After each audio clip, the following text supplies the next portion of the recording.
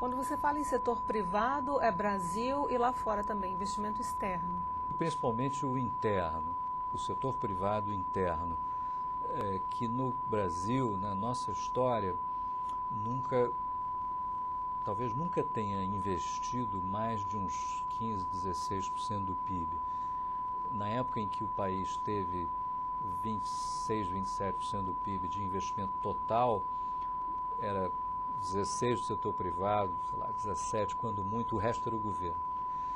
E agora o que a gente quer é que o setor privado suba esses 16, 17 para 25, ele, setor privado, sozinho, o que nunca aconteceu. Por quê? O Brasil sempre foi o país ou da hiperinflação ou do maior juro do mundo. E num país onde os juros são, para as empresas, o beijo da morte, as empresas não tomam dinheiro emprestado para fazer projetos de investimento de longo prazo. As empresas tomam dinheiro emprestado para descontar uma duplicata que vence daqui a 3 meses no máximo e botam o custo do juro para o cliente pagar.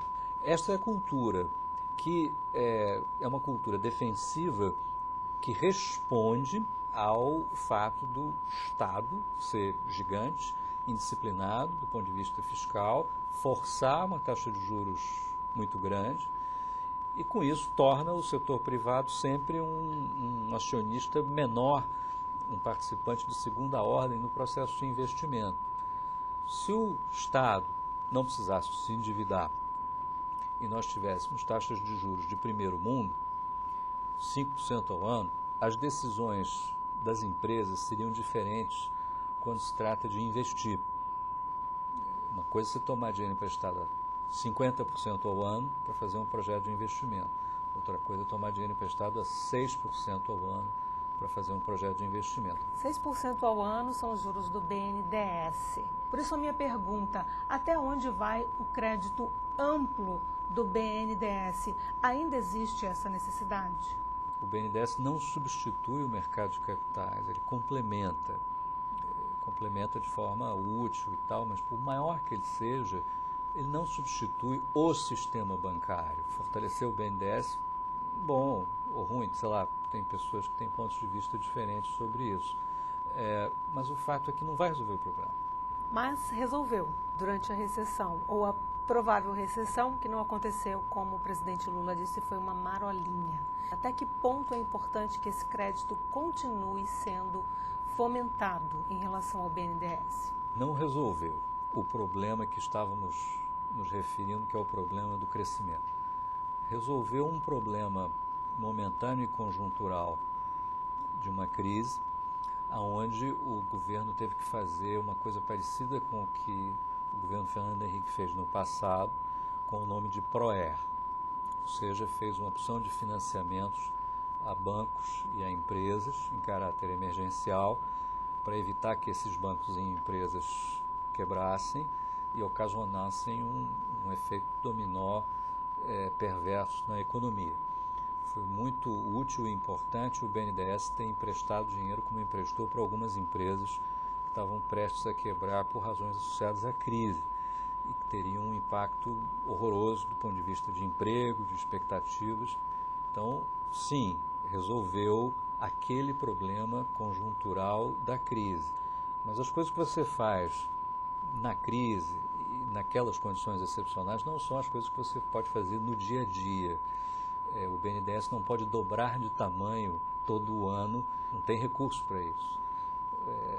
O recurso de capital vem do governo, teve que fazer emissões de dívida pública para capitalizar o BNDES, para que o BNDES pudesse fazer a sua expansão.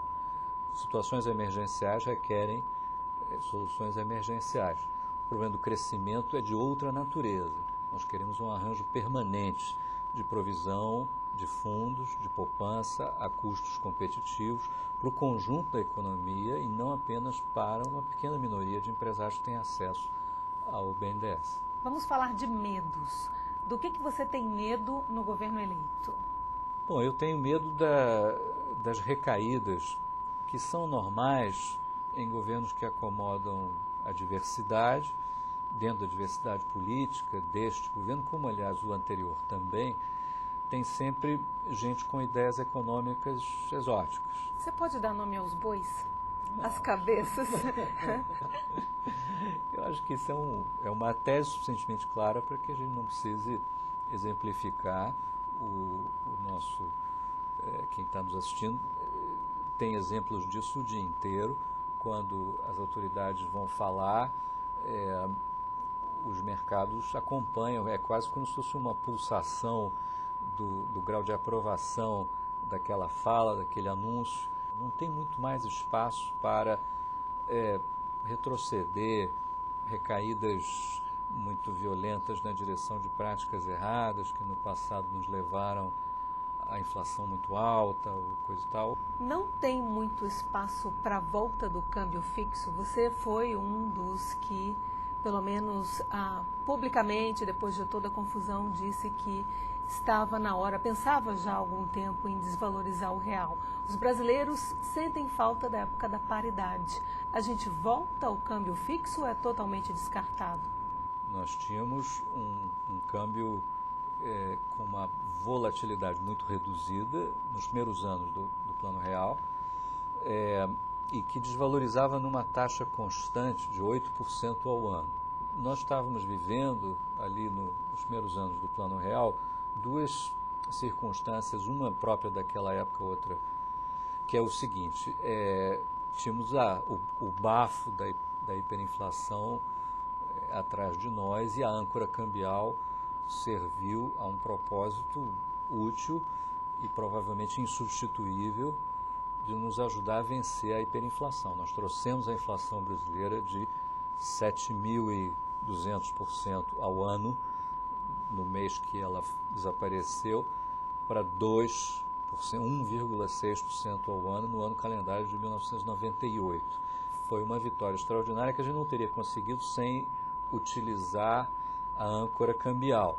Ultrapassado o momento de vencer a hiperinflação, ficou mais fácil deixar a taxa de câmbio cumprir sua função clássica, que é de regular o balanço de pagamentos do Brasil. E a partir daí nós passamos a ter, a gente chama de câmbio flutuante, mas ele é meso-flutuante. Ele tem muita intervenção do governo, e o governo ajuda muito a ajeitar a taxa de câmbio, evitando os excessos, o que, aliás, é muito correto e acho que deve fazer mesmo. Ou seja, o câmbio flutuante flutua, às vezes, numa direção indesejada, o câmbio valoriza demais, prejudica o exportador. A gente viu recentemente, vê hoje, queixas dos exportadores muito parecidas com as da minha época. Não há muito que o governo possa fazer. No mundo globalizado que a gente vive, essa é uma dessas variáveis que a gente adoraria poder fixar no nível onde isso vai fazer feliz tanto o exportador quanto o importador, assim como você gostaria de fixar a taxa de juros num nível que todo mundo fosse feliz. Mas, infelizmente, não é tão fácil. Você falou na sua época, na área externa do BC e na presidência do Banco Central, você viveu os melhores e os piores dias da sua carreira como economista. Quais as lembranças boas e as lembranças ruins? Olha, lembranças boas dominam amplamente. E a melhor delas foi participar desse experimento maravilhoso que foi o Plano Real, que trouxe a inflação brasileira de 7.000 e tantos por cento ao ano para 1,5%, 2%, sem recessão, sem bagunça, sem choques, confiscos e nada, junto e no contexto de um programa cheio de reformas, todas elas polêmicas, mas brigas boas, brigas aonde nós estávamos do lado correto, fizemos coisas corretas e que estão aí. Nenhuma delas foi desfeita. A parte ruim da função pública é quase que inerente. Você, como qualquer autoridade, está permanentemente numa vitrine, permanentemente sob pressão. A sua missão é ingrata porque tudo que você faz em defesa de maiorias, os benefícios são tão dispersos que os membros desse grupo que se beneficia das suas ações sequer repara que você está trabalhando para eles. Porém, as minorias privilegiadas, que estão lá dentro do aparelho do Estado, sugando coisinhas de nós, seja através de corrupção ou de privilégios, esses, quando você corta as asas deles, eles vão ser seus inimigos para o resto da vida. E, portanto, na função pública, a pior coisa é a sensação de solidão decorrente do fato que, para Brasília, só vão essas pessoas. Só as minorias privilegiadas vão lá reclamar com você. A sua vida em Brasília é dizer não. É uma rotina enjoada. Você recebe 50 pedidos por dia, 47 são não, um é talvez, um você diz as condições. O que você aceitar, vão dizer que você não devia porque você fez pelas razões erradas. Você fez um pedido especial antes de sair da presidência do Banco Central, que foi o avião da Embraer para sair de Brasília e fugir da imprensa. Por quê? O avião era do ministro. Eu pedi esse pequeno privilégio de vir no avião dele para o Rio de Janeiro, para não ter que tomar um avião comercial na companhia de provavelmente um avião inteiro de jornalistas que estava preparado para me acompanhar naquele momento. Foi na iminência da desvalorização? Foi. Eu estava me retirando de cena e gostaria de fazer sem interferir no que começava a partir dali. Como brasileira, eu fico de olho na imprensa, porque você disse em 1994 que só voltaria a fumar caso a inflação desse sinais de retorno. Você voltou a fumar? Não vou dizer que amanhã não vai fumar um charuto, uma coisa diferente sem tragar. Mas aquele vício, aquela inflação de 40% ao mês, aquilo, felizmente, o Brasil está livre. Gustavo Franco, foi um prazer conversar com você aqui no seu escritório. Muito obrigado. E a você que nos acompanhou, obrigada pela sua escolha. A gente se vê no próximo Ponto de Vista. Até lá!